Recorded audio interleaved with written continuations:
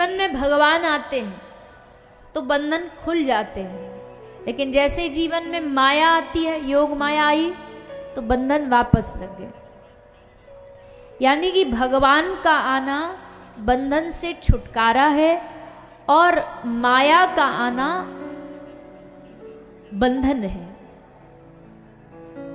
तो भगवान ने श्री वसुदेव जी से कहा कि आपको चिंता करने की आवश्यकता नहीं, आप बस तैयारी करो, बंधन में खोल लूंगा। और श्री वसुदेव जी ने भगवान की आज्ञा पे भरोसा किया और तैयार हो गए श्री ठाकुर जी को गोकुल की ओर ले जाने के लिए।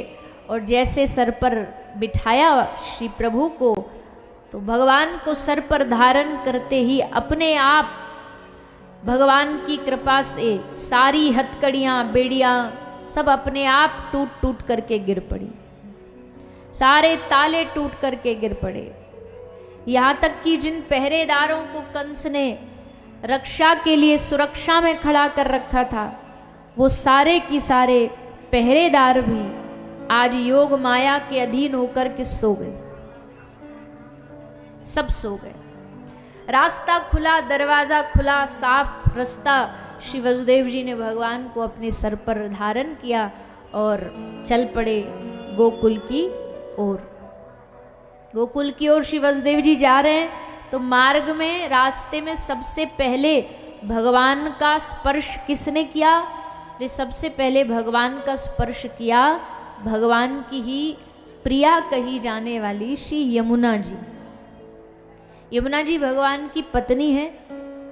तो जब श्री यमुना महारानी ने देखा कि हमारे द्वार पर, हमारे दरवाजे पर साक्षात श्री प्रभु पधारे हैं, तो इनको, इनके चरण छूने का सौभाग्य क्यों छोड़ूं। तो जैसे श्री वसुदेव जी पानी में भीतर घुसे, यमुना जी उफान लेने लगी, क्योंकि ठाकुर जी सर पर थे, चरण छूने थे। अब जैसे जैसे यमुना जी ऊपर बढ़ती जा रही हैं, ठाकुर जी ने देखा कि वसुदेव जी डूबते जा रहे पानी में, पूरे पानी में डूबने वाले हैं, और यमुना जी की एक ही इच्छा, चरण छू लूं।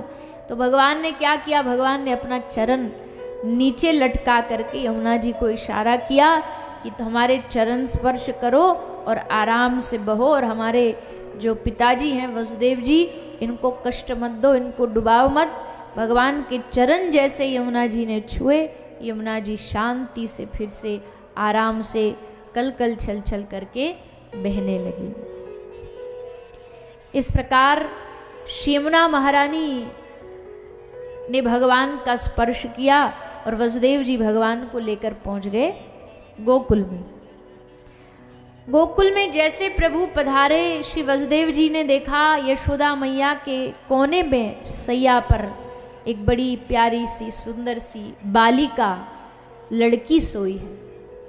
भगवान ने पहले बता ही दिया था कि वहाँ योग माया होगी, उनको ले आना, हमें छोड़ाना, अदला बदली हो जाएगी। तो आधी रात को श्री वसुदेव जी ने योग माया को उठा के अपने पल्ले में लिटाया और भगवान को यशोदा मैया के पास सुलाया। मैया सोई रही है, योग माया ने अपना पूरा पर्दा डाल रखा, कब लाली हो गई, कब अदला बदली हो गई, यशोदा मैया को कुछ पता ही नहीं, वो सो रही है गहरी नींद में। श्री वसुदेव जी भगवान को वहीं लिटा करके योग माया को अपने साथ लेकर के चले गए। अब जैसे योग माया को लेकर के आए, मथुरा के कारागार में घुसे, प्रवेश किया, और जैसे प्रवेश किया, प्रवेश करते ही जो ताले बंधन टूट गए थे वो फिर से लग गए, सारे दरवाजे बंद हो गए, हथकड़ियाँ लग गई, और जो पहरेदार हैं उनकी नींद भी खुल गई। और जैसे नींद खुली तो कान में आवाज आई कोई बच्चा रो रहा है। तो पहरेदार समझ गए कि 8वां बालक आ गया। भागे भागे कंस के पास गए। कंस ने पहले ही कह रखा था 8वां बालक हो तो सबसे पहले हमें आकर के सूचना देना। भाग करके गए, जा करके बताया महाराज देवकी को 8वां बेटा हुआ है, 8वां पुत्र हुआ है। कंस भागा, भागता भागता आया, आकर के देवकी मैया से बालिका को, बच्ची को छीन रहा है। माँ देवकी हाथ जोड़ करके कहती है भैया तूने मेरे 6 बालकों को पहले मार दिया, मेरी आंखों के सामने मार दिया, लेकिन कम से कम अब तो जरा तरस खा ले। ये तो एक बालिका है, एक बच्ची है, एक लड़की है, कन्या है। कन्या को मार करके तुझे नरक से कोई बचा नहीं सकता, इसको मार के क्या मिलेगा? कंस ने कहा, तू नहीं जानती बहन, ये जो देवता हैं ये बड़े चालाक हैं, कब क्या बदल दें कुछ नहीं पता। बोल दिया बेटा, पर हमको क्या पता 8वां काल यही हो तो बेकार में हम अपनी जान जोखिम में क्यों डालें? ये बड़ी हो फिर हमें मारे, इससे बढ़िया मैं इसे अभी मार देता। और छीना मैया के हाथ से उस बच्ची को, बालिका को, योग माया को, और लेकर के आसमान की ओर उछाला ताकि ये गिरे और धरती पर आकर के इसका प्राणांत हो जाए। पर जैसे फेंका ऊपर तो वहीं से बालिका अदृश्य हो गई। इधर उधर देखा, कहाँ गई कहाँ गई।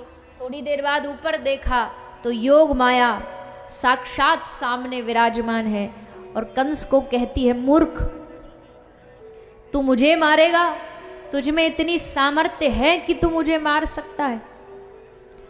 और जिससे तू डरा भाग रहा है, जिससे तुझे मरने का डर लग रहा है, तेरा मारने वाला तो पहले से ही इस ब्रज में जन्म ले चुका है, मुझे मार के तुझे क्या मिलेगा? और बस इतना कह के योग माया अदृश्य हो गई। अब तो महाराज कंस का भय, कंस का डर और बढ़ गया। अभी तक कम से कम पता तो था कि 8वां बेटा होगा, हम उसको मार देंगे, पर इस योग माया ने तो आके पूरा खेल पलट दिया। कैसे वो 8वां बाहर गया पता नहीं, कैसे यहां से भेजा गया ये भी पता नहीं। अब कंस के भय की कोई सीमा नहीं, और बस उसी दिन से वो लग गया कृष्ण को ढूंढने के लिए। और श्री कृष्ण कहाँ हैं? श्री कृष्ण गोकुल में यशोदा मैया के नंद बाबा के आंगन में आनंद ले रहे हैं। कैसे आनंद ले रहे हैं? ले ठाकुर जी का जन्म हुआ है, प्रागट्य हुआ है, और जब श्री ठाकुर जी का प्रागट्य हुआ तो सारे ब्रज में हल्ला मचा। सारे ब्रज के लोग प्रतीक्षा में, इंतजार में तो थे ही, सबको इस बात का इंतजार था कि नंद बाबा के घर लाला होने वाला है। तो उसी प्रतीक्षा में बैठे बैठे आज सबकी इच्छा पूरी हुई और सब लोग आकर के नंद महल में लाला के दर्शन करते हैं, लाला को बधाई देते हैं।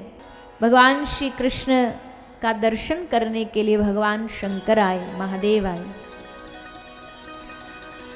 महादेव तो महादेव हैं, दुनिया में सबसे विचित्र देव हैं और बड़े भोले देव हैं, इसलिए भोला भंडारी नाम है।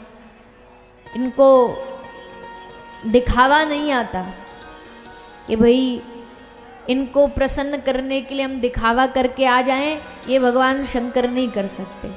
इसलिए बार बार कहते हैं, जब शादी हुई, ब्याह हुआ, तो सबने इनसे कहा कि महाराज थोड़ा सा, आज तो शादी है, आज तो थोड़ा सा बन ठन के दूल्हा बन जाओ।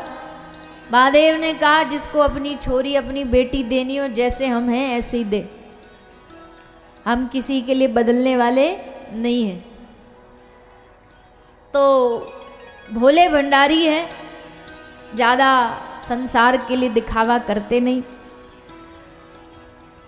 तो अब मन हुआ भगवान शंकर का कि लाला का दर्शन करके आए। सुना है ब्रज में प्रगटे हैं भगवान नारायण, श्री ठाकुर जी प्रगटे हैं, तो जा कर के दर्शन करें।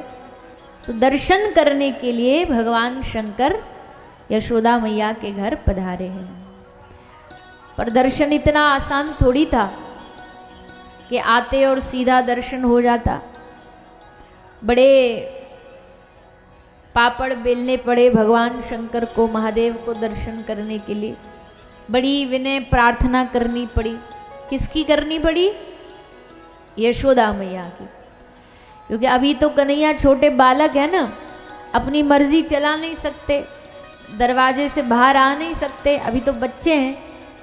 तो इसलिए यशोदा मैया दर्शन कराएंगी तभी दर्शन हो सकता है।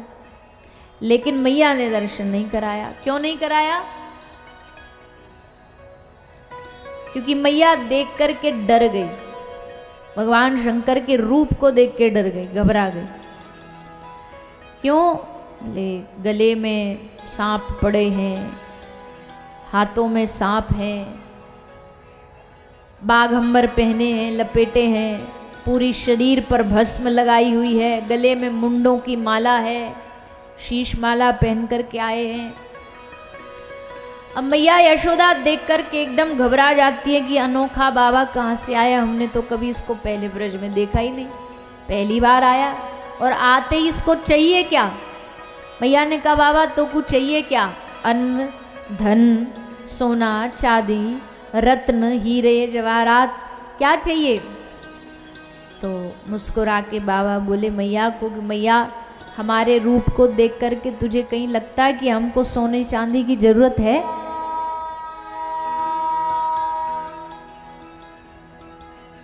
कहीं दिख रहा है कि हम कुछ ऐसा ऐशो आराम वैभव वाला कोई स्वरूप है हमारा कि हम कुछ ऐसा पहनते हो, धारण करते हो? तो फिर बाबा फिर क्या लेने आए हो? तो तब भगवान शंकर ने कहा कि मैया मैं तेरे लाला का दर्शन करने आया हूँ, मैं तेरे लाला का एक बार मुख देखना चाहता हूँ, बस दर्शन करके तुरंत लौट जाऊंगा, मुझे कोई इससे ज़्यादा तुमसे धन दौलत की कोई आशा नहीं है। मैया यशोदा बोली बाबा तुमने बड़ी असंभव चीज़ मांगी है, धन दौलत मांग लेते तो मैं दे देती, वो कोई बड़ी बात नहीं, मेरे घर में हीरा जवाहरात की कमी नहीं, पर तुमने जो चीज़ मांगी है वो भला मैं कैसे दे दूँ, मैं भला कैसे दर्शन करा दूँ बाबा, ये तो असंभव है। पर मैया क्या दर्शन कराने में परेशानी क्या है? ले परेशानी ये है बाबा कि तुम्हारे गले में है सांप और लाला है छोटा सा, कन्हैया है छोटा सा, अगर तुम्हारे गले के सांप कोई एकाध उतर के लाला के ऊपर चढ़ गए तो? बड़ी मन्नतों के बाद तो एक छोरा एक लाला हुआ और ऊपर से उसकी जान को भी खतरा, बाबा मैं नहीं करूंगी।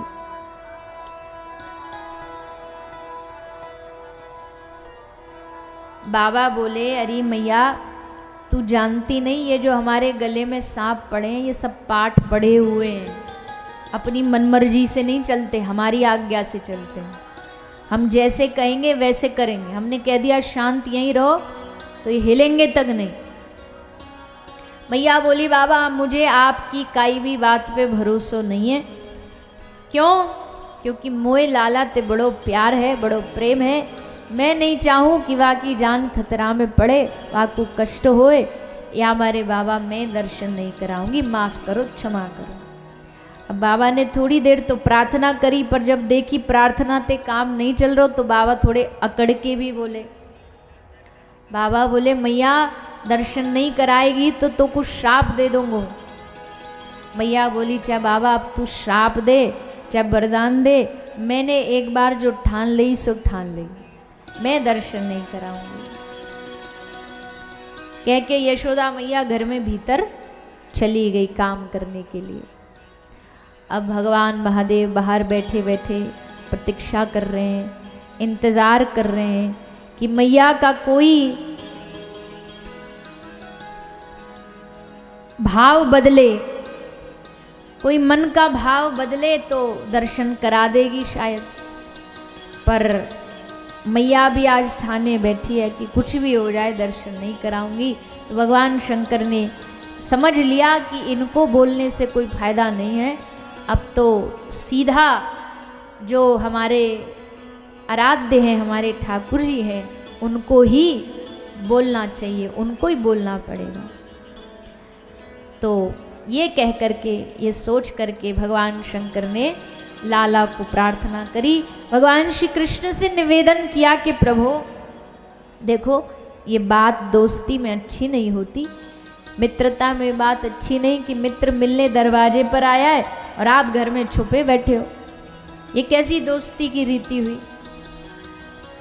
भगवान ने कहा कि भगवान महादेव को कि प्रभु दोस्ती की रीति तो हम भी जानते हैं कि मित्र से मिलने जाना चाहिए, लेकिन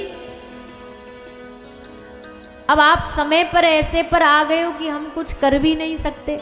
छोटे से बालक भला हम क्या कर सकते हैं, और तो और हम बोल भी नहीं सकते मैया को कि ना मैया दर्शन करवा दे। तो बाबा आप गलत समय पर आए हो। बाबा ने कहा गलत हो चाहे सही हो, अब आ गए सो आ गए, अब आप बताओ कैसे दर्शन करो, दोगे कैसे दर्शन। भगवान ने कहा चलो कुछ करके देखते हैं। और तब भगवान श्री बालकृष्ण लाल ने महादेव जी से मिलने के लिए एक बड़ी सुंदर लीला की। क्या लीला करी? भगवान ने उनसे मिलने के लिए जोर जोर से रोना शुरू किया, रोए। और जब पहली पहली बार मतलब शुरुआत में रोए तो मैया यशोदा को लगा कि बालक है, बच्चा है, भूख प्यास लगती है तो रोता ही है। तो मैया ने कुछ खिला पिला करके लाला को चुप कराने की कोशिश करी, पर नहीं चुप हुए। मैया को लगा पेट में दर्द होगा, कोई अपच हो गई होगी, तो थोड़ा औषधि लगाई तो भी ठाकुर जी चुप नहीं हुए। सारे समाधान करके देख लिए, नज़र उतार के देख ली तो भी ठाकुर जी चुप नहीं हुए। तो किसी गोपी ने आकर के मैया को ये सुझाव दे दिया कि मैया लगता है तुम्हारे लाला के ऊपर भूत चढ़े हुए हैं, भूत चढ़े हैं तो फिर उतारने पड़ेंगे, और आपको और हमको तो उतारने आते नहीं, इसके लिए तो कोई अच्छा समझदार ज्ञानी जिसको ये विद्या आती हो उसी से उतरवाने पड़ेंगे। यशोदा मैया बोली ठीक है तू ढूंढ करके ला, मैं तो ऐसे किसी ज्ञानी और विद्वान को नहीं जानती। तो गोपी बोली हाँ मैया मैं ढूंढ करके लेके आती हूँ। और तब श्री गोपी बाहर जाती है, और बाहर जा कर के जैसे भगवान शंकर को देखती है, देख करके लगा कि बाबा जी कुछ समझदार सा लग रहा है, जानकार सा लग रहा है, लगता कुछ जानता है तंत्र मंत्र विद्या। तो गोपी ने जा कर के पूछा बाबा को कि बाबा आपको विद्या आती है? बोले कौन सी विद्या आती है? भूत उतारने की विद्या आती है आपको? भगवान शंकर बोले किस पर चढ़े हैं? बोले हमारे लाला पे चढ़ गए हैं, हमारे कन्हैया पे चढ़ गए हैं, वो तरवाने हैं भूत। तो जैसे भगवान शंकर ने सुना तो भगवान शंकर समझ गए भूत भूत कुछ नहीं चढ़े, ये सब इनकी नौटंकी है, हमसे मिलने का बहाना है। और अगर उन्होंने बहाना बनाया है, उन्होंने लीला करी है, तो हमको भी उस लीला में साथ देना चाहिए, सहयोग देना चाहिए। तो भगवान शंकर ने कहा अरे वाह वाह गोपी तो बड़ी सही जगह पर आई है, सही आदमी के पास आई है। कैसे बाबा? बोले हमारा नाम ही है भूतनाथ। भगवान महादेव का एक नाम है ना भूतनाथ। तो बोले हमारा नाम ही भूतनाथ है, हम भूतों को उतार दें इसमें कोई बड़ी बात नहीं है, तो ले आओ अपने लाला को, अभी उतारते। गोपी दौड़ करके भीतर जाती है, मैया से निवेदन करती है मैया हमको एक बाबा मिल गया, बहुत भारी विद्वान है, बड़ी अच्छी विद्या जानता है। मैया बोली कहाँ है? बोले बाहर बैठा है। मैया बोली अरे बाबरी उस बाबा को तो दर्शन कराना नहीं है मुझे, कब से मैं मना करके आई हूँ और तू उसी से बात कराई। गोपी ने कहा कि मैया देख तुझको अपनी जिद ज़्यादा प्यारी है कि अपने बच्चे की खुशी ज़्यादा प्यारी है? क्या चाहती है कि कन्हैया ऐसे कष्ट में रहे, या तेरी जो जुबान तू दे कर के आई है वो ज़्यादा प्यारी है? मैया ने कहा अरे लाला के ऊपर 100 जुबान कुर्बान, अगर कन्हैया का कष्ट दूर होता है तो मैं ज़रूर लाला को लेके जाऊंगी। और थोड़ा डर भी है, थोड़ा डर भी रही है कि पता नहीं कुछ हो ना जाए, सो लाला को गोद में थोड़ा छुपा करके ले करके जाती हैं और बाहर भगवान शंकर के पास जा करके दूर जाके खड़ी हो जाती है। भगवान महादेव बोले मैया इतनी दूर से मंत्र काम नहीं करते। तो ये कोई वाईफाई सिस्टम थोड़ी है कि दूर से ही नेटवर्क कैच हो जाएंगे। मंत्र अगर सुनाने लाला को तो पास लाना पड़ेगा, कान में मंत्र सुनाने पड़ेंगे, पास आना पड़ेगा उसके लिए तुमको। मैया बोली हाँ, और नज़दीक आई और नज़दीक आई, और जैसे जैसे नज़दीक जाती गई भगवान श्री कृष्ण का रोना धीरे धीरे कम होता चला गया। और जैसे भगवान शंकर के एकदम नज़दीक ठाकुर जी पहुँचे और ठाकुर जी को देखा भगवान महादेव ने, तो देखते ही भगवान एकदम रोना बंद कर देते हैं और जोर जोर से हंसना शुरू कर देते हैं।